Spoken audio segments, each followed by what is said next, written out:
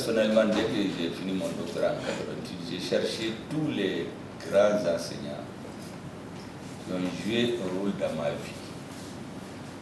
Celui qui m'a mis à l'école en 1962, je l'ai cherché jusqu'à ce que je l'ai retrouvé. J'ai abandonné l'école en 1971. Quand je suis revenu, les professeurs qui ont été attentifs vis-à-vis de moi, je les ai cherchés jusqu'à ce que je l'ai trouvé. Quand je suis arrivé au lycée, ceux qui m'ont marqué, je les ai cherchés. Et j'ai tout fait pour être comme leur fils parmi d'autres. Mon premier enseignant m'a même dit qu'on dirait que je suis son premier fils. Parce que je me suis dit la même obligation qu'on a vis-à-vis des parents. Obligation morale. La même reconnaissance. Si on veut réussir dans la vie, il faut l'avoir en plus de son père et sa mère, de ceux qu'ils ont formés, aux enseignants. Je ne crois pas personnellement à la réussite d'un élève qui ne respecte pas ses enseignants. Je ne crois pas. C'est comme celui qui ne respecte pas ses parents.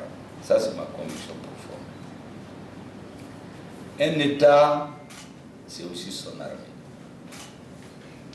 Un État sans armée, ce n'est pas un État. Un État, c'est la force. Mais un État, c'est aussi la justice. Un État, c'est la force. La force pour dissuader quiconque veut s'imposer à la nation et aux plus faibles, et la justice pour défendre les plus faibles. C'est ça un État. Un État, c'est aussi sa diplomatie, son rayonnement international pour se faire connaître. Un État, c'est son administration. Quand vous enlevez ces attributs, il n'y a pas d'État. Dans un État où on affaiblit le pouvoir de l'enseignant, on affaiblit la défense, on affaiblit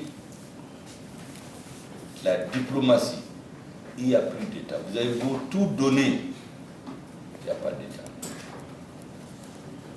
Mais quand un État existe, il a des attributs de sa légitimité. Tout État, tout chef d'État, quelle que soit la façon dont il est au pouvoir, par la force, par élection, par succession dynastique, il doit sauvegarder la sécurité de ses citoyens. Un État qui ne peut pas assurer la sécurité de ses citoyens, il ne peut pas être légitime. Un État, une fois que vous sécurisez vos citoyens, ils veulent manger. Un État qui ne peut pas assurer le minimum de sécurité alimentaire de ses citoyens, il n'est pas un État, il ne peut pas être légitime. Une fois qu'ils sont sécurisés, ils ont mangé, ils veulent être en bonne santé. Si vous ne pouvez pas assurer le minimum de sécurité sanitaire aux citoyens, vous ne pouvez pas être légitime l'autorité en question. Un État, les citoyens sont sécurisés, ils ont mangé, ils sont en bonne santé, ils ont besoin de comprendre ce qui se passe autour d'eux, de se distraire. Il faut donc les former. Un État qui ne forme pas ses citoyens dans le bon sens, il est appelé à mourir. Il est appelé à dépérir.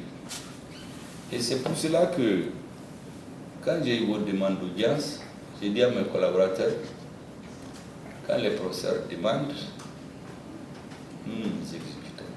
Ça, c'est ma compréhension de la vie même, en dehors même de la fonction du Premier ministre. Et le Premier ministre, c'est encore plus fort, parce qu'en réalité, on est au service des citoyens. Si on n'existait pas, ils vont exister. Mais sans eux, nous, on n'existe pas. Si vous entendez qu'il y a un cabinet de Premier ministre, c'est qu'il y a une population. S'il n'y a pas de population, il n'y a pas de cabinet. Donc, on est à votre service. Et c'est pourquoi j'ai promptement accordé l'audience, en imaginant que ça va nous enrichir. Et j'ai mobilisé la plupart des membres de mon cabinet. Okay. Pour qu'on puisse vous écouter, faire ce que nous pouvons faire et apprendre avec vous. Merci beaucoup. Okay. Merci bien, professeur Samake. Vous savez, c'est avec beaucoup de plaisir que moi je vous ai écouté. Parce que ma conviction, comme je vous l'ai dit, c'est que l'avenir du pays, c'est son enseignement et sa recherche. Vous savez, la Chine a dépassé le monde aujourd'hui parce que plus de 50% de la création industrielle, c'est dans leur pays. Tous les autres se partagent des murmures là. Pendant longtemps, la modestie chinoise aidant, jusqu'à présent, ils disent qu'ils sont un pays sous-développé. Parce que comme ils sont plus d'1 milliard et quelques, il y a toujours des poches de pauvreté dans le pays. Et quand on regarde le niveau de développement, quand un pays fait des sous-marins, il l'envoie dans l'espace, il fait des avions, de transport, de chasse, ça veut dire que rien n'est lui impossible. Or, ils sont à ce niveau déjà. Nous, on est sur la voie. Et je crois qu'avec l'impulsion qu'il faut de la part des autorités politiques et la conscience claire qu'elles doivent avoir de la nécessité de développer l'enseignement et la recherche, nous allons parcourir aussi notre chemin. Vous savez, vous avez parlé effectivement des lauréats du Cerfitec, de ceux qui ont développé, comment développer le coton, le préserver contre les parasites. Et vous avez parlé effectivement des habits traditionnels dont je suis devenu un des grands partisans. Depuis que j'ai été nommé Premier ministre, tous les basins que j'ai cousus, les vestes, je donne chaque mois à mes neveux. Je leur dis que certainement c'est après la transition que je vais porter d'autres si je change d'avis. Sinon pour l'instant, mon avis c'est de ne pas changer de façon de s'habiller parce que c'est devenu comme une marque de fabrique. Vous savez, ça c'est... Je l'ai fait par plaisir et parce que je vais donner un signal. La première fois où je me suis habillé dans cette tenue, c'était un heureux hasard de circonstances. Je partais dans la région de Bougouni, Sikasso et Koutchala pour voir les champs de coton, de mil. Et j'ai dit à mes collaborateurs, est-ce que je me vois dans un champ de coton en veste cravate ou en basin brodé? Cherchez-moi des tenues traditionnelles. Quand je suis arrivé là-bas, j'ai fait le tour et quelle n'a pas été ma surprise lorsqu'à mon retour, je reçois dans la semaine le ministre de la Culture avec les artisans du Mali qui viennent dire que leurs magasins se sont vidés et qu'ils sont venus féliciter le Premier ministre parce qu'il est devenu comme leur agent commercial. Parce que tout le monde s'habille maintenant dans ces tenues, ils lui ont décerné un prix. La même semaine, j'ai dit au président, très respectueux de ses aînés, que ce que je souhaiterais, s'il autorise, je vais instruire aux différents ministres que désormais, les jours du Conseil des ministres, autrement dit, les jours des Maliens, parce que je dis tous les autres jours, le ministre fait ce qu'il veut, mais le mercredi, les Maliens veulent le voir en Conseil des ministres, il faut qu'ils viennent tous en tenue traditionnelle de leur terroir. Les militaires en tenue de combat. Le président a donné son accord de principe, mais le protocole m'a dit, mais protocolairement, ce n'est pas prévu. J'ai dit, monsieur le directeur du protocole, ça c'est des conventions. Les protocoles, là, on a pris un protocole dans les années 60, c'était un protocole français. Il dit, mais dans ce pays-là, depuis dans les années 1700, il est écrit qu'une femme ne peut pas venir en jupe ou en pantalon. Pourtant, les femmes vont à l'Assemblée en jupe et en pantalon. Ensuite, je me suis rappelé de deux faits historiques. Vous savez, dans les années 60, l'ambassadeur du Mali en Angleterre a été se présenter et le protocole ne l'a pas accepté à cause de sa tenue traditionnelle. Et quand la reine est venue, elle a demandé mais où est l'ambassadeur du Mali? On a dit que le protocole l'a excusé parce qu'il n'était pas correctement habillé. Il a dit non, il l'a fait recevoir à part. Et pour calmer sa colère, la reine lui demande ce qu'il veut. Un bon partenaire, il dit à la reine que nous venons de créer une compagnie aérienne et nous n'avons pas d'avion. La reine a automatiquement instruit de donner au Mali ses avions. C'est pourquoi les premiers avions d'Air Mali, ça vient de l'Angleterre. Beaucoup de Maliens ne le savent pas. En 1974, le président du Mali avait un voyage d'État en France. Et là-bas, on ne peut pas rentrer à l'Élysée si vous n'êtes pas en veste-cravate. Et lui, il voulait dans ces grands basins brodés que les Européens appellent la robe. Et à la dernière minute, on lui fait savoir qu'il ne peut pas rentrer. Il faut qu'il vienne en basin brodé. Qu'il vienne en veste-cravate. Sa décision était d'annuler la visite. Et donc les partenaires mal à l'aise se sont mis à prendre des conseils auprès des Africains. Et un chef d'État africain il lui a dit, vous savez, les Soudanais sont trop fiers. Ils ne sont pas comme les autres. Il faut le laisser rentrer avec sa robe. Si c'est le prix à payer. Et la visite s'est tenue. Il était dans sa robe, entre guillemets. C'est basin brodé. Parce qu'il a dit que chez eux, c'est ce qu'on porte pendant les fêtes. Donc c'est ça la tenue de fête, la tenue solennelle chez nous. Si chez eux c'est la veste-cravate, chez nous c'est ce qu'ils appellent les robes. Ça c'est des petits rappels juste pour vous montrer que les tenues traditionnelles, je crois que ça symbolise une certaine fierté des Maliens. Et depuis, le protocole s'est résigné. J'ai juste demandé au ministre d'être correct. Ceux qui veulent porter des turbans, ceux qui veulent des grands boubous. En tout cas, il faut quand les Maliens regardent les images du Conseil des ministres qui se disent ça, c'est la tenue d'une partie du Mali. Et les militaires en tenue de combat, compte tenu de la situation où nous sommes. Dieu merci, c'est respecté jusqu'à présent. Et donc, c'est même avec beaucoup de fierté que moi je m'habille en tenue traditionnelle. J'en ai tellement maintenant que chaque mois, mes neveux viennent dévaliser les anciennes tenues. Il y a des tenues mémorables que j'ai dit je vais garder pour l'histoire. Peut-être dans quelques années, ça fera partie des documents dans un musée. La tenue dans laquelle j'ai tenu le discours aux Nations Unies.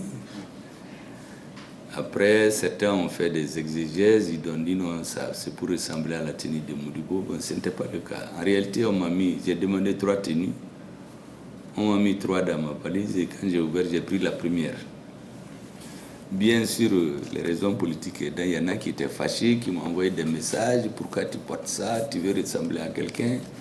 D'autres ont dit non, c'est un partisan de Moussa Traoré qui veut ressembler à Modibo. Il y a eu un peu de tout là.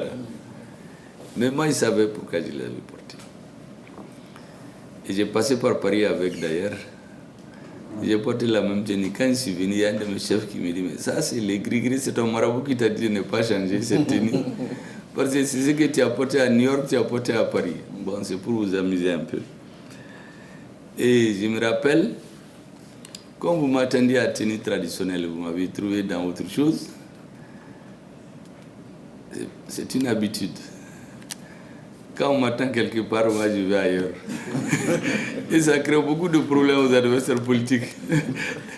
Et quand j'étais devenu Premier ministre, quand j'ai reçu la délégation de la CEDEAO ici, comme on les a beaucoup fatigués, le chef de la délégation, le président Goodluck Jonathan, il me dit, mais toi là, toi tu nous as tellement fatigués, maintenant que tu es Premier ministre là, on t'attend au tournant. Il me dit, on t'attend, on va t'avoir. Il dit, mais vous allez m'avoir où? Il dit, mais on t'attend au tournant.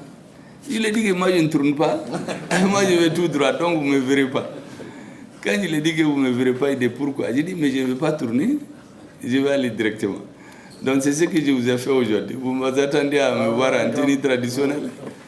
Nous avons mis l'équipe de la canne en route et j'ai décidé de faire toutes mes audiences aujourd'hui dans cette tenue. Vous savez, mesdames et messieurs, moi j'ai été effectivement un enseignant. Quand je suis rentré en 1988 avec un doctorat d'état en sciences de télécommunications, j'étais spécialisé dans les communications par satellite. Effectivement, il y en avait peu. D'ailleurs, dans ma spécialité, de façon précise, en Afrique en ce moment, peut-être on compte au bout des doigts. Et j'ai eu beaucoup de propositions. Vous savez, quand vous finissez ces instituts en Russie, tout le monde vous cherche. Surtout que mon directeur de thèse, c'était l'ingénieur en chef du volet télécommunication du premier satellite que les Russes ont envoyé autour de la Terre en 1957, Sputnik, avec Gagarin. Donc quand on voit le nom de Kalachnikov, le professeur, on voit Sputnik, on voit l'élève, dans les universités occidentales, vous pouvez imaginer combien de propositions ont été faites. Mais le dessin aidant, beaucoup d'amis sont allés dans ces pays. Moi, je suis rentré au Mali. Certains m'ont dit qu'il fallait aller ailleurs, organiser sa vie, parce qu'effectivement, on étudie, c'est pour bien vivre après, c'est pas pour venir vivre comme un misérable. Mais je ne sais pas pour quelle raison. En tout cas, je suis venu. J'ai fait le concours d'entrée à la fonction publique, j'ai été retenu premier. J'étais dans le bureau national de l'UNGM. Donc, un haut responsable politique m'a donc décidé de me dispenser du service national des jeunes, avec l'aide du ministre de la Défense qui m'autorisait. Mais j'ai dit au secrétaire général, vous savez, c'est la jeunesse qui a demandé d'instaurer le service national des jeunes. Pendant des années, il y a eu des oppositions. Finalement, le président vous a soutenu. Mais si maintenant, un des responsables de l'UNGM se soustrait, bon, il n'y a pas d'opposition ouverte, mais ce n'est pas bien vu. Moi, je préfère faire le service national des jeunes. C'est 2 ans dans la vie d'un homme, ce n'est pas beaucoup. J'avais déjà près de 32 ans. Et on partait, le service national général, on vous met tous ensemble. Donc il y avait des secrétaires, des techniciens, des ingénieurs, des docteurs. Là-bas, il n'y a pas de... On était tous sur la 2e classe. Et moi, je retiens mon matricule que je suis fier de brandir souvent, le 24 831. Et on avait un caporal. Il voulait nous montrer que quand il vient dans l'armée, là, tout le monde est le même. Moi, je viens docteur d'État, ancien de télécommunications, membre du bureau exécutif national de l'UNGM. Tous les matins, il m'en va commencer par me laver les toilettes. Donc, je viens, je porte mes gants, je rentre, je lave bien, tu rejoins les autres. Tout ça, c'est pour tester ton caractère. Parce que l'armée, ça forme très bien les gens. Moi, j'avais déjà une certaine philosophie de la vie. Donc, j'ai fait 1 an, laver les toilettes tous les matins, à faire mes exercices, et on nous payait 1000 francs par mois. Et on mangeait notre plat. Vous savez, souvent quand les petits soldats là se moquaient entre eux, on nous dit, bon, aujourd'hui, qu'est-ce qu'on a fait? C'est l'Afrique en danger. Ça veut dire qu'on a fait du taux. Ou bien on nous fait la bouillie ce matin. Allons-y nous laver. On nous fait une bouillie là tellement liquide. Tu crois même que tu peux te laver avec?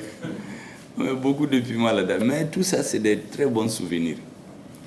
Je vous dis tout ça pour vous dire que je suis convaincu que dans la vie, la société se construit avec les épreuves de la vie. En apprenant beaucoup. J'ai travaillé comme ingénieur, j'ai travaillé sur les projets structurants en télécom.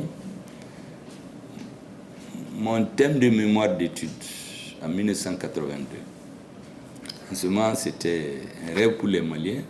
Même pour téléphoner à Sébou, c'était difficile. Mon sujet, c'était comment désenclaver Mopti Tomtou Gao Kidal, les reliés à Bamako. Les hypothèses qui offrent la technique en ce moment, par satellite, par faisceau hertzien. Mais au ministère de l'Éducation, les gens ont regardé, bon, ils se disent, mais ce jeune-là, est-ce qu'il rêve? 13 ans après, effectivement, ces zones sont désenclavées par satellite. Ce n'est pas mon travail, bien sûr, mais l'évolution du monde est allée vers là.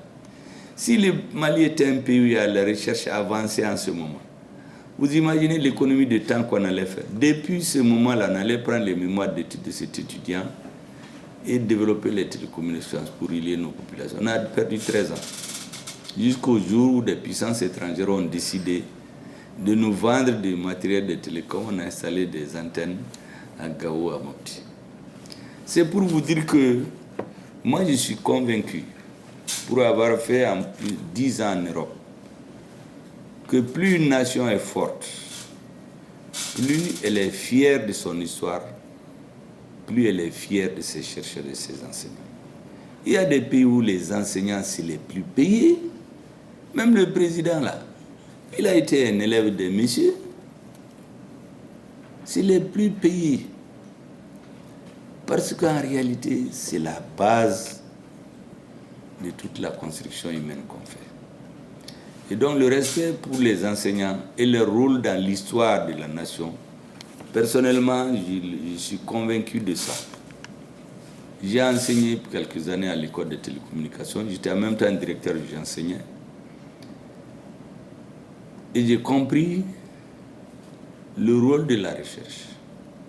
Quand le Mali a eu besoin, en 1992, d'élaborer son plan directeur de télécommunications sur 20 ans, toutes les radios privées que vous voyez se développent maintenant, les télévisions, tout ça, ça a été étudié entre 1992 et 1999. Politiquement, moi, j'étais dans l'opposition, mais moi, je ne mélangeais jamais mon travail scientifique avec celui des activités politiques. C'est moi qui dirigeais un groupe de plus de 150 venus de toutes nationalités, des cadres ingénieurs, des Américains, des Suisses, des Camerounais, des Africains. Et on a déposé sur la table du gouvernement ce qu'on appelle le rapport sur le plan directeur des télécommunications sur 20 ans, 1994-2004, pour la République du Mali. Développement des télécommunications, de télévision, de la radiodiffusion de télévision du Mali. Le gouvernement l'a présenté aux Maliens, il l'a approuvé, il l'a mis dans son bilan. Pourtant, moi, j'étais un opposant, comme on l'appelait en ce temps, opposant radical, mais je ne mélangeais pas mon travail technique et mes opinions politiques. Et c'est pourquoi j'ai dit à plusieurs hommes politiques d'ailleurs, ce qui fait la différence, c'est que moi je vis de mes connaissances que j'ai acquises sur les tables. La politique, c'est par vocation, par plaisir. Donc je ne suis pas quelqu'un juste pour les postes. Quand on n'est pas d'accord, je viens vous voir, on se sépare à l'amiable. Je ne vais pas de bruit, je ne vais pas vous critiquer. Juste que quand c'est nécessaire. En 2016, quand j'ai eu la conviction que l'équipe qui était là ne peut pas tenir face à la rébellion, a fait des papiers, aller les faire avaliser aux Nations Unies, qui consacrait à terme une forme de partition du Mali. Je suis venu voir le premier, je lui ai dit au plus prochain remaniement, il faut me libérer. Moi, je ne veux pas faire des démissions par fracas, parce qu'en général, vous savez, les démissions là, ce n'est pas forcément un courage. Souvent, c'est le manque de courage. Il y a des gens, dès qu'ils sont habitués à affronter des difficultés, ils démissionnent avec fracas. Au Mali, ça rend populaire un peu. Mais on peut démissionner lorsque le fondamental est remis en cause. Sinon, quand on est dans une équipe, vous aurez toujours des rejets de vos idées. Vous ne pouvez pas tout gagner. Mais si vous démissionnez chaque fois que vous n'êtes pas d'accord avec vous ne pouvez plus rien construire. Mais quand sur le fondamental, vous ne vous entendez pas, vous séparez. Moi, j'étais dans le gouvernement, j'étais venu voir le Premier ministre, je lui ai dit, il faut me sortir au plus prochain remaniement. Il m'a dit qu'effectivement, il sent que depuis quelque temps, ça ne va pas. Il dit que ça ne va pas parce que je ne suis pas convaincu de ce qui se passe. Moi, j'étais porte-parole du gouvernement, j'ai dit, je ne peux pas aller porter la parole sur cette question. Et quelques semaines après, je suis sorti. Je me suis abstenu de faire toute critique au gouvernement pour ne pas apparaître comme quelqu'un qui commence à critiquer juste parce que, comme on dit vulgairement, il n'est pas à la soupe. Mais ça a été mis à profit pour continuer le travail de recherche. Et c'est ainsi qu'on a produit en 2018 Le livre que beaucoup savent est intitulé « Les rébellions au nord du Mali, des origines à nos jours », où au bout de 4 ans de travail, bien sûr, il y avait beaucoup de choses avant, parce que j'avais l'habitude de la recherche.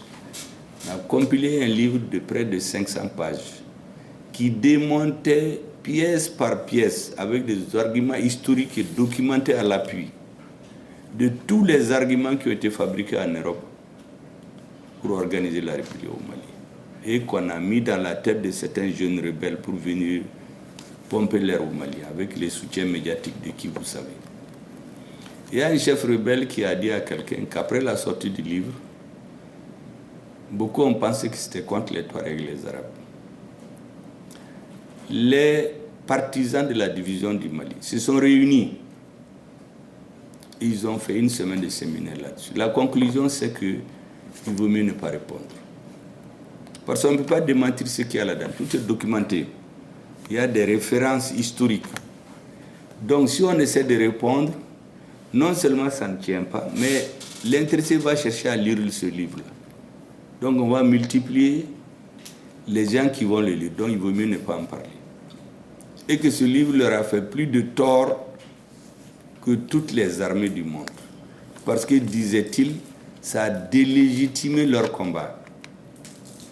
Parce qu'il y a des choses qui ont été demandées à des vieux de 80 ans qui ont confirmé, qui étaient le contraire de ce qu'on leur disait. Si ce n'est pas les habitudes de recherche, je n'aurais pas trouvé. Il y a des documents que j'ai trouvés à l'ambassade, à la Grande Bibliothèque de France, qui datent de 1878. Et les derniers, 2018, donc sur 120 ans.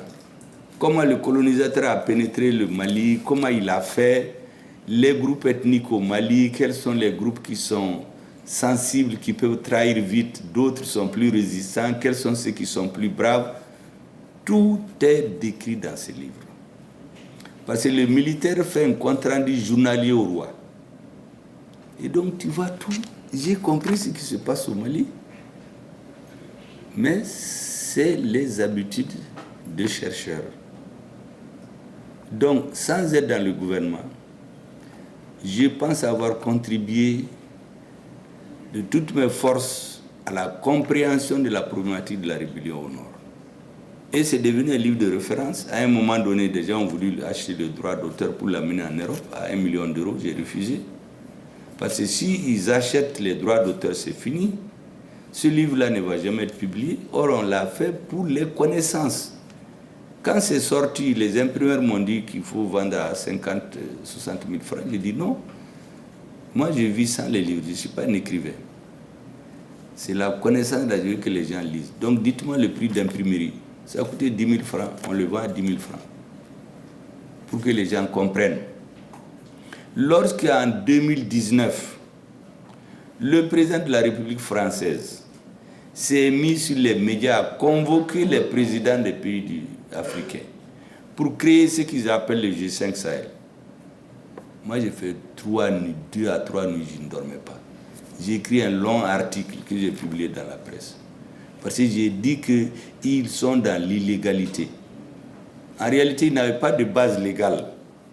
Il a menacé les présidents, c'est à leur arrivée là-bas qu'on a signé un papier pour dire qu'ils sont d'accord qu'il y ait G5 Sahel en Afrique, alors que ça existait déjà. C'est la même chose pour Barkhane, la même chose pour Takuba, pour vous dire que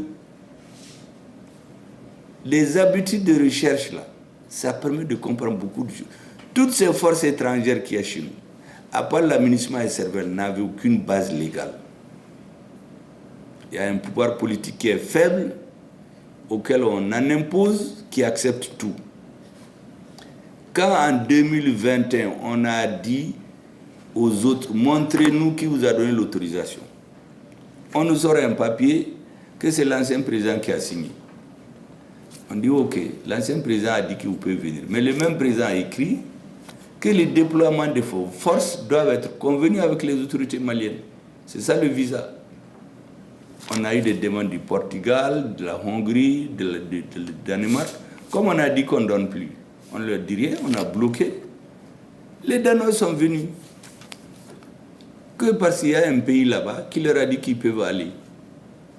Donc on a voulu transformer Menaka en une base d'entraînement de toutes les forces spéciales de l'Union européenne.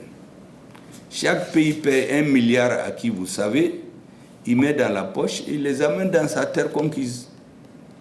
Et vous savez que dans cette zone, l'armée malienne ne peut pas faire d'action. On dit à l'armée, c'est une base d'entraînement nocturne de Takuba, donc vous ne pouvez même pas les regarder. Donc il y a une partie du territoire malien qui nous a été interdite. On a vécu tout ça jusqu'en 2021. Quand on a dit aux Danois de partir, on leur a dit, mais écoutez, dans votre pays, quand on invite quelqu'un, mais après il faut le visa. L'ancien président vous a invité, mais où est le visa? On ne vous a pas donné de visa, vous n'en avez pas quitté notre pays. Ils disent qu'ils ne partent pas. Mais leur parlement là-bas a vu les débats, ils ont dit, mais vous ne pouvez pas aller dans un pays où on vous interdit. Pliez bagages, ils sont rentrés. Les autres ne sont plus venus. On s'est rendu compte dès ce qui était prévu, c'était de transformer le nord du Mali en un lieu, une base d'entraînement de toutes les forces étrangères au Mali. Ce n'est pas pour la sécurité. Ils viennent s'entraîner dans le désert. Ça, c'est un exemple. Cet article-là, je l'ai publié après, j'en ai fait un livre. Aucune base légale à ces forces-là. On les a renvoyés après, chez Moblika Bafanka, comme on dit chez nous. Parce que c'était sur du faux. Quand un dirigeant est faible, il ne connaît pas l'histoire, on l'intimide et puis on fait ce qu'on veut. On a dit que ça, c'est fini. Et cet esprit-là, c'est deux choses qui l'ont guidé. La détermination des militaires qui ont vu sur le terrain toutes les trahisons, tous les doubles jeux, tous les coups de poignard qu'on a donnés à notre armée. Ces militaires-là l'ont vécu. Quand on a interdit à l'armée de rentrer à Kidal en 2013, Assimi Goïta et les Sadiola, ils étaient dans les équipes. Ils ont frôlé la mort souvent. Mais les Occidentaux ont manipulé des hommes politiques maliens pour donner une instruction au nom du chef suprême des armées maliennes pour interdire à l'armée de rentrer à Kidal, comme le voulaient les autres. Et aujourd'hui, c'est lui qui a organisé ça. Les citoyens de ce pays, il a écrit ses mémoires, moi je suis en train de les lire, comment ils ont divisé le Mali, comment ils ont entretenu l'insécurité pour que dans 20-30 ans, les nouvelles générations, après que tous ceux de maintenant soient morts, les nouvelles générations des jeunes qui aiment juste bien vivre, jouir, voyager, viennent, ils constatent que le pays est divisé, ils l'acquiescent. C'était ça leur plan. Tout le reste, c'était du blabla.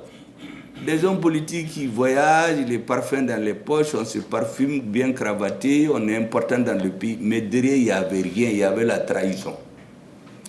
Et la capacité d'analyser les événements et les comprendre. Ça, c'est les fruits de la recherche. Personnellement, il y a beaucoup de choses que j'ai compris au Mali. Si je n'avais pas fait les recherches, là, ça n'allait pas arrivé. Et c'est pourquoi la recherche, c'est l'avenir du pays. Et ce que vous êtes en train de faire, où vous êtes classé parmi les premiers, où vous êtes très fiers, où Diallo vient de dire que souvent il n'y a pas que la politique. Effectivement, il n'y a pas que la politique. Aujourd'hui, on le voit dans les problèmes financiers, économiques. Partout, on bloque tout ce qui vient du Mali. Et rien à voir avec les finances de l'économie. Malgré tout, les Maliens s'imposent. On a créé récemment, quand le ministre de l'enseignement supérieur a rendu compte en conseil des ministres, des prouesses des jeunes Maliens en informatique et robotique dans le monde, malgré les difficultés.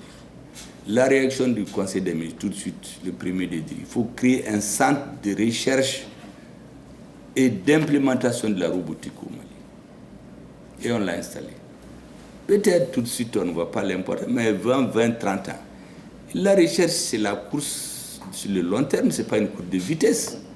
Peut-être dans 20, 30 ans, ceux qui viendront, ils parleront de ça, je ne sais pas, en tout cas, il y a des gens qui ne seront pas là. Parmi ceux qui sont autour de la table là. Bon, chacun n'a qu'à souhaiter d'être là. En tout cas, ceux qui seront là, ils vont être fiers de ceux qui ont posé cet acte-là.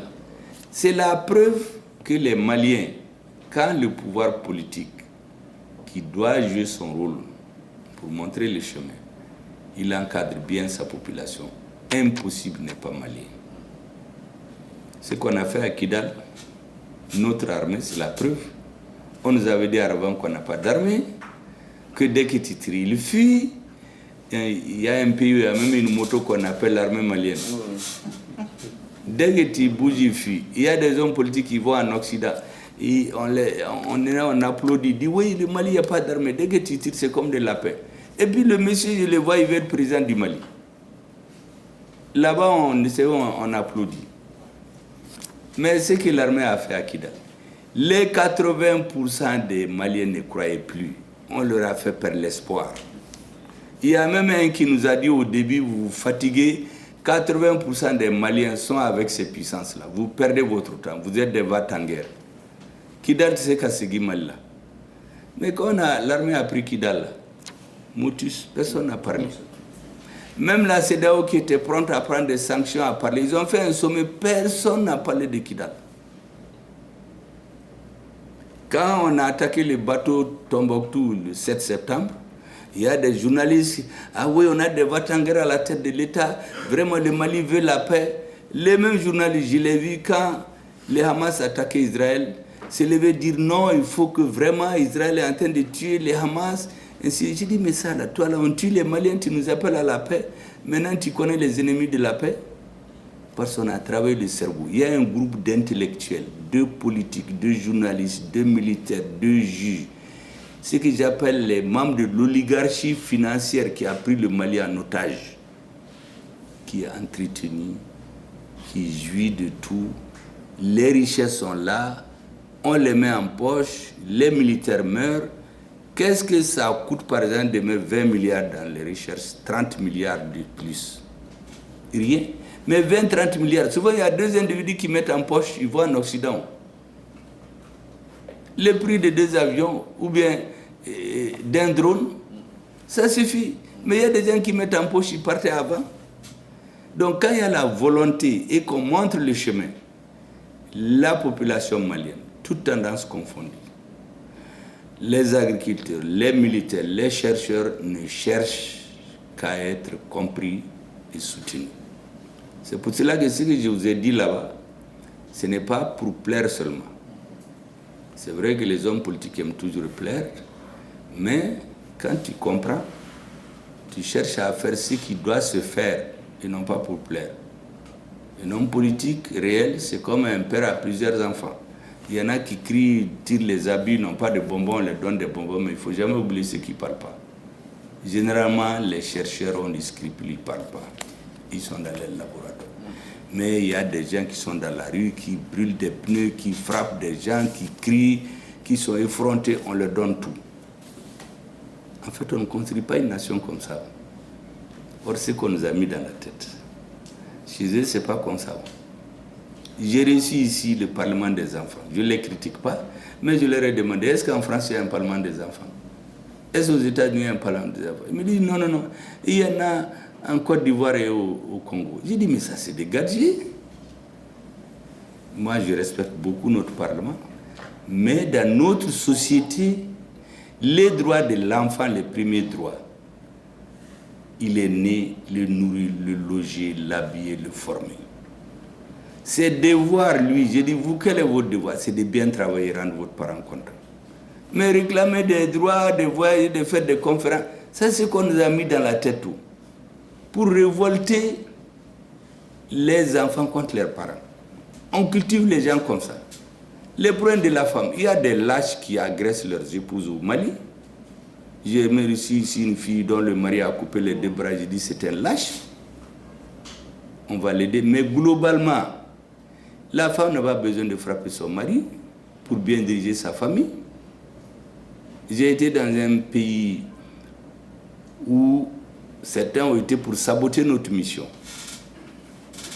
Quand ils n'ont pas réussi, j'ai dit aux dirigeants de ce pays, moi je suis venu chez vous, notre population n'est même pas contente parce qu'on pense que vous êtes les amis de ceux qui nous combattent. Il me dit, monsieur Mega, vous savez, nous là, on est l'ami de tout le monde et de personne. On défend nos intérêts. Il me dit, vous voyez que je suis jeune, mais notre pays là, c'est nos mamans derrière les rideaux là. C'est elles qui analysent toutes nos années, on leur expose, c'est elles qui tranchent en dernier ressort. Mais c'est des femmes. Dans ces pays-là, on pense que la femme n'a pas de droit. Mais dans ces pays-là, la femme, ce qu'elle dit là, Dieu dit ça. Mais Mangante boit là-haut. Mais on vient chez nous, on montre des films, et l'enfant gifle son papa, la femme et son mari se prennent l'école, ils sont assis, les enfants regardent. La prochaine fois, il dit à son papa, je suis indépendant. Tu n'as même pas à m'imposer quelque chose. On formate les esprits. Et les pays qui produisent ces films-là, chez eux, on ne le montre pas. Dans d'autres pays, c'est interdit. Mais chez nous, c'est monsieur qui se bagarre. Si vous avez 2 télés pour être dans des chambres différentes, ça va. Sinon, ils vont s'insulter devant l'enfant. Tout ça là, c'est fait pour nous abaisser toujours.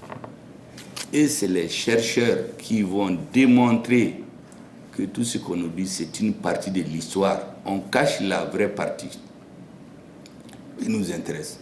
Donc vraiment, nous comptons beaucoup sur vous.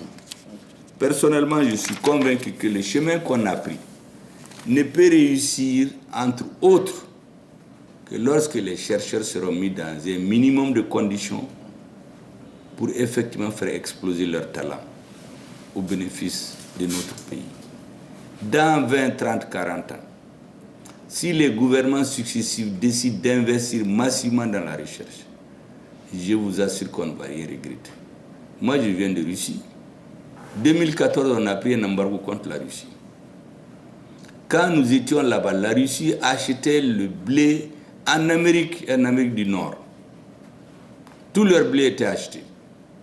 Quand on a pris l'embargo, ils ont décidé, les chercheurs ont donné la parole à la direction politique qui vont trouver des solutions. Vous savez qu'aujourd'hui, la Russie exporte en termes monétaires plus dans les produits agricoles que dans les armements. Ça, c'est le travail des chercheurs. Quand on a pris l'embargo contre eux récemment en 2022, les KFC, Coca-Cola, les Krikara, là, on a coupé le lendemain, les Russes ont trouvé dans leurs magasins les mêmes goûts des poulets, des viandes. Mais qui a fait ça? Mais c'est les chercheurs. Un politique qui n'a pas les chercheurs comme alliés dans son pays, il fait du bruit, comme ce politicien-là qui a dit aux Maliens que si lui est président, il n'y aura plus de moustiques au Mali. On a vu ça ici. Choisissez-moi président et il n'y aura plus de moustiques ici. C'est des gens comme ça, ça pilule. Donc, moi, je peux vous donner l'assurance. En tout cas, tout ce qui dépend de moi personnellement, ça ne vous manquera pas. Ce n'est pas pour plaire à des, mais c'est une nécessité vitale pour notre pays. Et la réussite de l'objectif que nous nous sommes visés. La libération de notre pays ne peut pas aller si dans certains secteurs, les talents des Maliens n'écoulent pas et qu'on le montre en exemple aux autres Maliens. On sera tous très fiers. Lorsque ce vaccin-là va sortir, on dira que ça vient du Mali. Mais tous les Maliens vont être très fiers, même ceux qui ne le sont pas. On me parle de 100 et quelques millions que l'extérieur donne. Mais qu'est-ce que ça coûte? 100 millions, je vous assure qu'il y a des problèmes politiques de rien du tout, des vagabonds, des voyous qui mettent tout le monde en instabilité. Souvent, on met 3 milliards pour les calmer, dans le feu, pour l'éteindre. Mais ça, ce n'est pas une société. C'est pourquoi maintenant, quand vous voyez les jeunes, je ne dis pas tous, mais il y a certains, ils veulent avoir un champ, s'aimer, cultiver, récolter, sécher, cuisiner, manger le même jour. Ils savent pas que c'est le résultat de 20-30 ans qu'il faut. Une nation, c'est sur la durée. Lorsque Deng Xiaoping a dit qu'en Chine, que le chat soit gris ou blanc pourvu qu'il attrape la souris, en 1976, on l'a mis en prison. Quand il est venu diriger la Chine, il a dit, ça veut dire quoi? Un pouvoir politique, que vous soyez de gauche ou de droite, faites bien vivre votre propriété. Attrapez la souris là. Maintenant, votre couleur, la gris ou blanc, la socialiste, capitaliste, qui a ça comme problème? Quand il est venu, ce qu'il a appliqué, 76 maintenant, ça fait 40 ou 50 et quelques années. Aujourd'hui, c'est la première puissance industrielle du monde, économique. il faut la patience, il faut des dirigeants visionnaires et des chercheurs déterminés. Et les chercheurs déterminés, moi je le sais, ça ne manque pas au Mali. C'est une vision claire de ce qu'on doit faire des richesses du pays, où on doit les mettre pour les futures générations. Ce n'est pas pour rien que l'Afrique du Sud a 0,85% des produits et des recettes fiscales. Ce n'est pas pour rien que c'est le pays le plus développé en Afrique.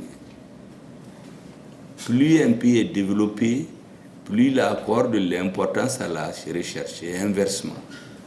Et donc soyez sûrs que le président et nous-mêmes et tout le gouvernement, on est très attentifs à ce que vous faites. Et le discours que j'ai tenu chez vous, c'est vraiment un discours de conviction. J'ai dit exactement ce que je pensais. Parce que pendant une longue période, il y en a qui pensaient que le Premier ministre il dévague, il parle trop. En réalité, ils n'ont rien compris. Moi, je faisais la pédagogie historique pour qu'on comprenne d'où on vient. Et le reste, c'est féliciter l'armée.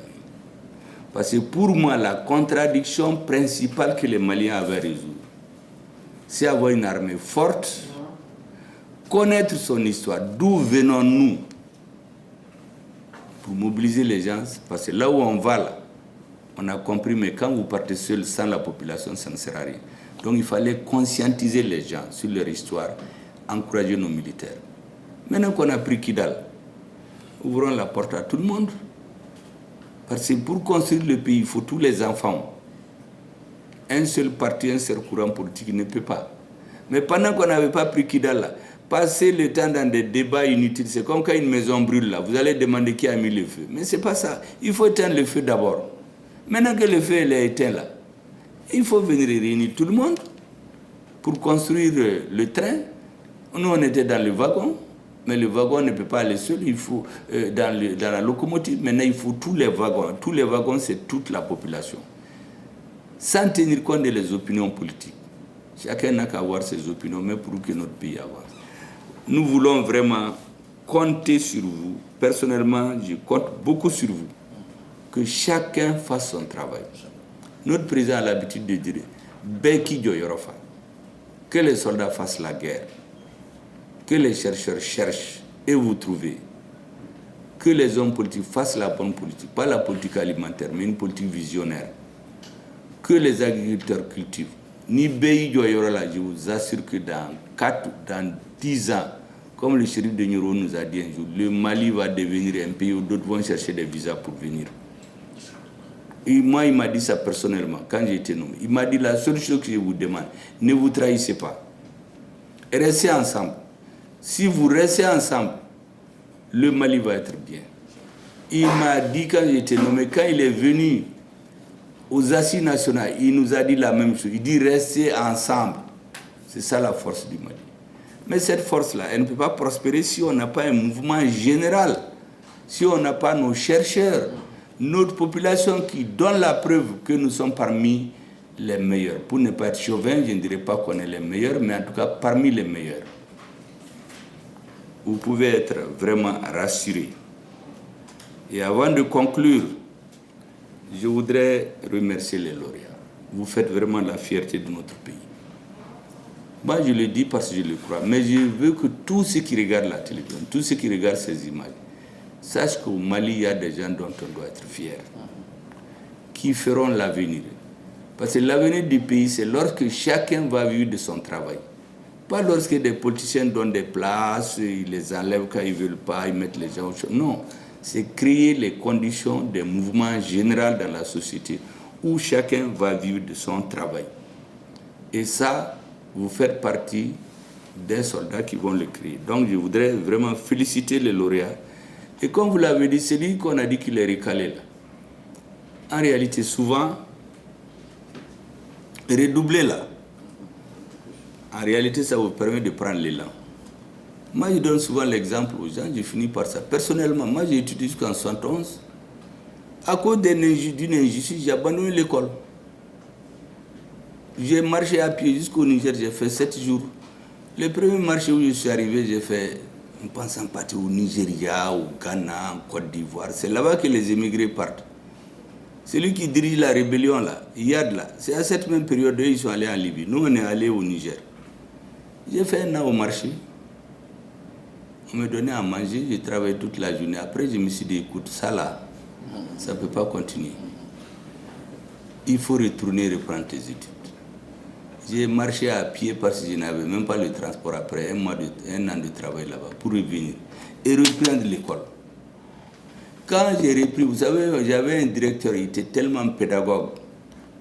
La 9e que j'ai redoublé là, il dit non, il m'a remis en 8e.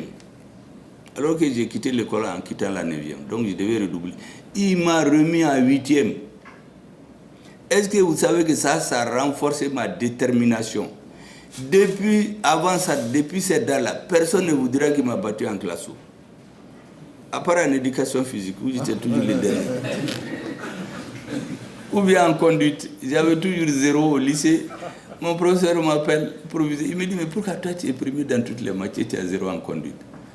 J'ai dit, monsieur, vous savez, chez nous, il n'y a pas de courant. Or, dans les lycées, après le réfectoire, là, vous devez faire les cours du soir, de 19h à 21h. Nous, il n'y a pas de courant chez nous. Nous, on apprend les matins de bonne heure et le soir. Il me dit, c'est tout. Il a appelé le maître au père. Il dit, à partir d'aujourd'hui, c'est là, il ne fait plus les cours du soir. Donc, je ne veux plus voir les zéros. Notez-les avec d'autres critères. Cet enseignant-là, je l'ai cherché depuis que je suis venu. C'est récemment que je l'ai vu. Je l'ai invité dans mon bureau. Il est très vieux maintenant, mais j'étais très fier de lui. Et je lui ai rappelé comment j'ai réussi grâce à sa vision pédagogique. C'est lui qui m'a fait redoubler là. Quand j'étais ministre, je l'ai fait venir de Gao. Chaque fois qu'il est malade, je prends ma voiture, on le soigne, je paye ses prix de condiment jusqu'à ce qu'il est décédé. Il m'a même dit que, comme mon père, que je suis comme son premier fils. Parce que ma conviction, comme je vous l'ai dit, ce qui vous forme là, après votre père et votre mère là, c'est eux. Et celui qui a redoublé là, je vous assure que ça va renforcer vos déterminations. La prochaine fois, vous-même vous allez dire, il faut que je gagne. Et c'est dans le mental des hommes. Moi, je suis convaincu que c'est dans là. Quand je suis revenu en 72, j'ai dit, je ne vais plus jamais redoubler. La seule façon, c'est d'être premier dans toutes les matières. Et c'est arrivé. Donc, c'est dans la tête. Quand les soldats vont se battre, on leur met dans la tête qu'ils vont gagner. Ils seront les meilleurs. Quand vous partez aux États-Unis, depuis que les enfants sont petits, on les met dans la tête que l'Américain est le meilleur du monde. Et c'est ce qu'ils arrivent à montrer. Donc, celui qu'on prétend avoir redoublé, ce n'est qu'un futur grand lauréat du Mali. Et je voudrais vous remercier. Vous faites notre fierté. Vous faites la fierté du Mali. Tous ceux qui ont une vision à long terme du Mali, une vision heureuse, doivent vous réserver des chaises spéciales dans le lot de ceux qui vont tirer la locomotive. Voici ce que je vous dis, professeur. J'ai été un peu long, mais c'est utile. Merci beaucoup. La séance est levée. Merci. Bon, je pense que c'est le... Voilà, donc ça, c'est les rapports des journées de la recherche et de l'innovation. Il y a des recommandations qui sont dedans. Je pense qu'on en a parlé lors de la cérémonie d'ouverture. Et surtout, augmenter vraiment la part, le pourcentage pour la recherche à 1% des PIB. Merci. Ça, c'est le prix décerné au Premier ministre comme les champions de l'appui à la recherche au Mali.